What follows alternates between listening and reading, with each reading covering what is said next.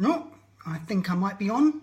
I don't know whether I'm on or not, but if I am, welcome to the teapotmOnk's best Tai Chi books ever written in the known universe. And you may be asking yourself right now, why is that I'm wearing this hat and glasses? Well, all will be revealed throughout this short live session on the best books in the known universe. So I'm going to demonstrate a couple of things to you first, but we're going to talk roughly about what does it mean by a good book on Tai Chi? What does anyone mean by the word good? What is meant by good? What do you mean by the word good? You see, it all gets very complicated for people when they want to buy a book on Tai Chi. They're looking for a book on how to do Tai Chi. But how can you do Tai Chi? How can you become a 21st century Taoist from a book? What sort of spread does a Taoist put on his or her toast? Can you find enlightenment in a yogurt pot? These are the questions people want to know answers for. But will you get them from a book? That's what today's live session is all about.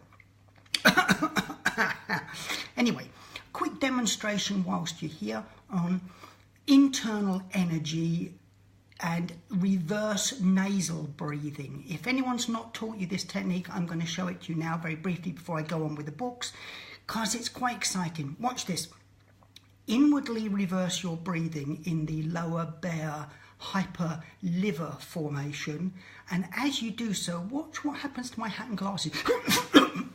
And it's back again. Incredible. That is true energy, and I'm going to tell you how to be able to do that in these sessions. But for now, let's go back to the books. If you're looking for answers in these types of books, that very often they result in regretful purchases when they don't turn out to reflect the distinct style, school or paths that you're looking to. So let's dispense with all that nonsense. Instead, go for books that transmit a flavour rather than a specific set of techniques or instructions. What follows is the teapotmOnk's list of the best 10 books in the known universe, and I'm not including here the new moon of Pluto because I've yet to check that one out. Today, the best 5 books on Tai Chi. Tomorrow at 5, the best 3 versions of the Tao Te Ching, and on Wednesday, the best 2 essential books on Taoism, plus 2 bonus new books that you may not have even heard of. So, what's the top 5 books? In number 1 spot is in the category of factual, Douglas Wile's Tai Chi Touchstones, the Yang family secret transmissions. Now, I have got images of these books around somewhere, but I don't know where I've put them, so I'll have to put them in the comments underneath. So you'll get images of the books turning up there. Number 1, Tai Chi Touchstones, Yang family secret transmissions by Douglas Wile.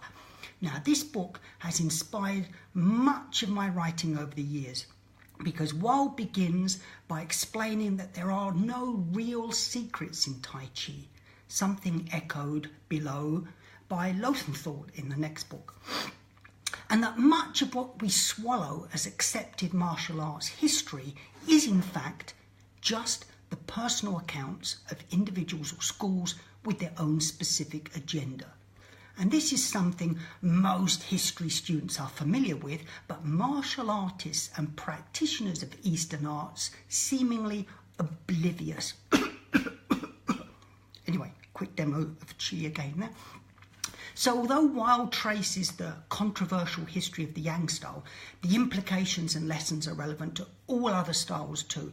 Read it, for it will enable you to poke holes in your Sifu's historical theories with ease, should you be so inclined. In number 4, the position in the category of anecdotal books is There Are No Secrets, Professor Cheng and his Tai Chi Chuan by Wolf Lowenthal. Again, I'll give you the cover of that book in the comments later. Now, who was Wolf Lowenthal? Lowenthal was an ex-student of Cheng. Oh, Chi. And in this tremendous personal account, he delves into great detail of the man who perhaps more than many introduced Tai Chi to a non-Chinese audience. It's fascinating, anecdotal from the 60s and 70s, insights into practice as well as juicy bites of wisdom, such as the title of the book itself, which is well worth repeating to anyone who claims their style has all the secrets. In number 3 position in the category of personal, I've included Al Huang's classic Embrace Tiger, Return to Mountain. Okay, now this is something of a sort of hippie 70s interpretation of the art, and it does have some rather dubious photos, but who knows, perhaps not now as the 70s are back with us once more. I've included this book as it's one of the very few that actually teach Tai Chi without teaching the moves. Instead, its guidance seeps out between the pages with principles and ideas, and the writing reads like a breath of fresh air in comparison to all those geometric, obsessive, anal instruction manuals that deliver little other than right angles, step-in charts or weight percentages. Al Huang and Alan Watts work together, giving workshops, and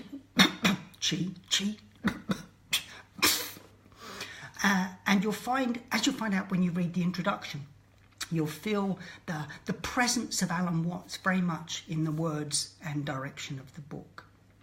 Okay, now in number 4, in the category of personal plug, I'm including the manual of Bean Curd Boxing by a certain Paul Reed.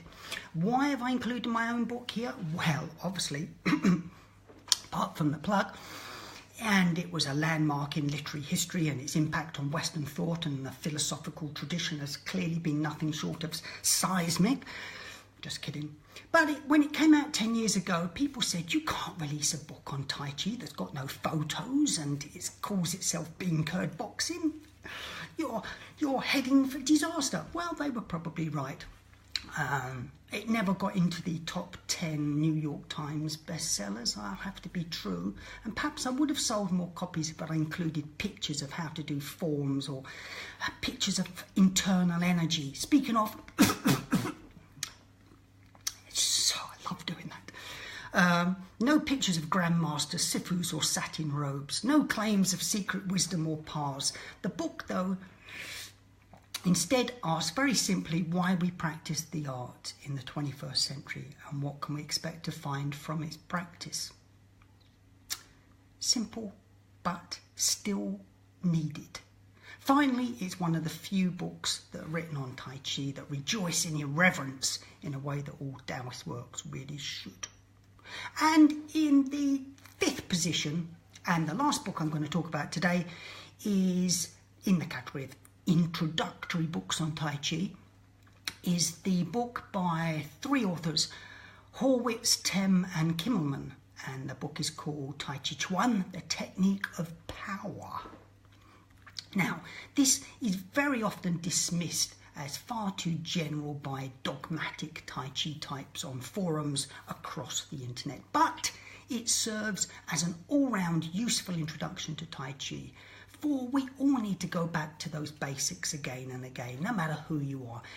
And it includes not only a little history, philosophy, loads of photos. If you like photos of people doing forms, you will like this book. There's thousands of them, far too many for me to be at all useful. But it does something very brave. It attempts to relate the principles of the art to all other disciplines, something all teachers do consciously or unconsciously. And the authors take the practice out for a test drive into that crossover world, the Venn diagram of life in which we all inhabit, where we drag our passions onto fresh pastures. For that is where the interesting stuff lies. It's here that the grazing is sweeter, and it's here that Tai Chi can breathe and evolve rather than stagnate. So that's it. That is the best 5 books on Tai Chi in the known universe. Tomorrow I'm going to be introducing you to the best versions of the Tao Te Ching in our galaxy, and the day after that, the best books on Taoism in the Milky Way. Thanks for joining me. Got a question? Leave me a comment. Thumb this up, react, let me know you're alive and well. Share this with anyone you know who might be interested in these good suggestions on books on Tai Chi. See you tomorrow.